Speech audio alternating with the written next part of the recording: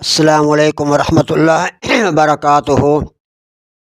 نحمدہ ونصلی علی رسول الکریم، اما بعد، فاعوذ باللہ من الشیطان الرجیم، بسم اللہ الرحمن الرحیم۔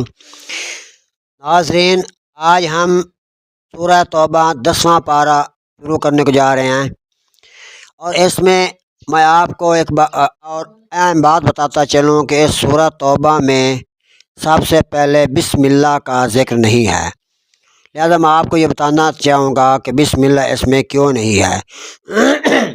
کافی سارے مفسرین کے مختلف بیانات ہیں۔ مثلا کچھ مفسرین کہتے ہیں کہ سورہ انفال اور سورہ توبہ یہ ایک ہی جز ہیں۔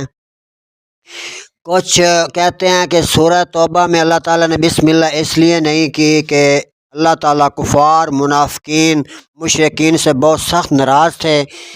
اس میں سورہ توبہ میں کافی سارے واقعات منافقین، مشرکین کے بارے میں آتے ہیں۔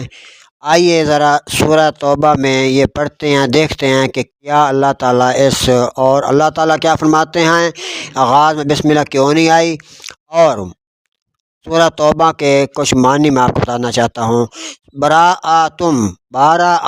براءتم کا مقصد ہے کہ برات کرنا، توبہ کرنا، معافی مانگنا، جس طرح پہلے ہی لفظ اللہ تعالیٰ نے بیان کر دیا ہے براءتم، کہ اللہ تعالیٰ اس کے رسول کی جانب سے بظاہری کا اعلان کرتا ہے ان مشرکین کو جنہوں نے عہد پیمان کیا تھا، وعدہ کیا تھا اور اس وعدے سے مکر گئے۔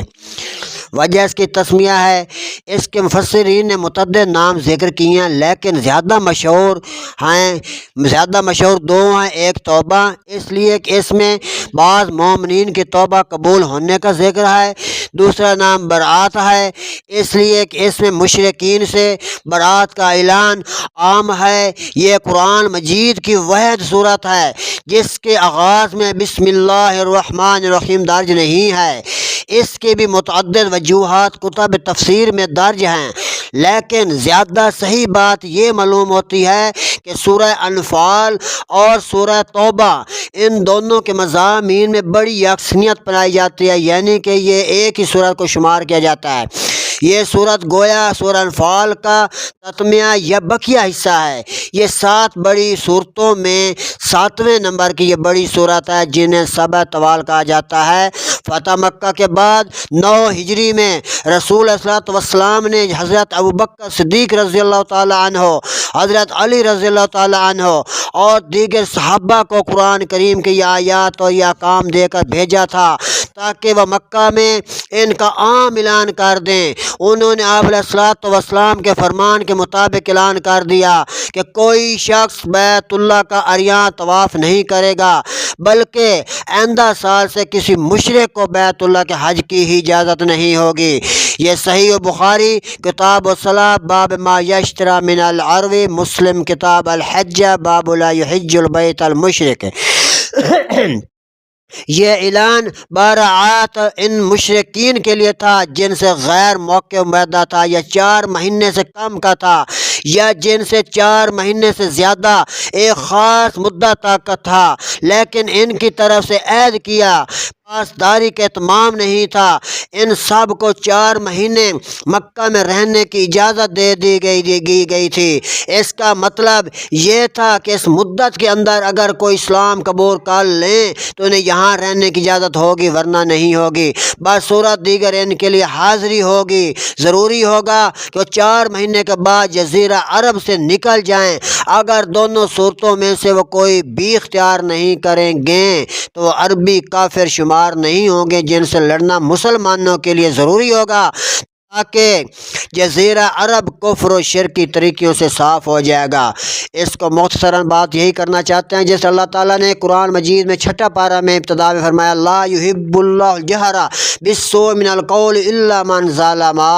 اللہ پسند کبھی نہیں کرتا بری بات کا اعلان کرنا مگر مظلوموں سے، لیکن یعنی کہ کافر مشرکین وہ ہیں جو اللہ تعالیٰ کے کیے ہوئے باتوں کو جھٹلاتے ہیں، بات کرنے کو کرتے کچھ ہیں، منہ پر کچھ کرتے ہیں، پیٹھ پیچھے کچھ کرتے ہیں منافقین کی نشانی ہے۔ اس لیے اللہ تعالیٰ نے جیسا کہ ایک چور کی مثال دی گئی ہے کہ ایک چور چوری کرتا ہے، چوری کرنے کے بعد فوری پکڑا جاتا تھا، ہم اس کو یہ نہیں کہتے جاؤ بھائی ہم نے آپ کو معاف کیا، بلکہ چور کو چوری کرتے پکڑتے ہیں، پکڑنے کے بعد چور کہتا ہے کہ خدا کا نام لے مجھے معاف کر دے، میں اپنے آپ کو آپ کے حوالے کرتا ہوں، حکومت کے حوالے کرتا ہوں، تو چور ڈائریکٹ معافی مانگنا شروع ہو جاتا ہے۔ چور چوری کرنے والے کے گھر والے اس کو معاف نہیں کرتے، بہت منت سماجہ کرنے کے بعد جا کر چور کو وہ بندہ چاہے تو معاف کر دے، نہ چاہے تو معاف نہ کرے۔ اس لیے اللہ تعالیٰ نے اس صورت میں منافقین، مشرکین، ظالموں کا بہت زبردست ذکر کیا ہے۔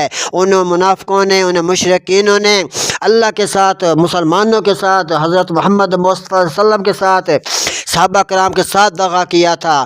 تو اللہ تعالیٰ سے دعا کرتے ہیں اللہ تعالیٰ آپ کو، ہم کو مشرکین منافقین رویے سے بچانے کی کوشش کرے۔ انشاءاللہ تعالیٰ ہم سورہ 12 تو سورہ توبہ اس کا ترجمہ کال شروع کریں گے انشاءاللہ تعالیٰ۔ میں آپ کو اس کا مختصراً تشریح میں لے گیا ہوں۔ اللہ تعالیٰ آپ کو، ہم کو حق سچ بولنے کے اللہ تعالیٰ توفیق دے، اور اللہ تعالیٰ جزائے خیر دے۔ مشرکین منافقین رویے سے اللہ تعالیٰ بچائے۔ جزاکم اللہ خیر، والسلام۔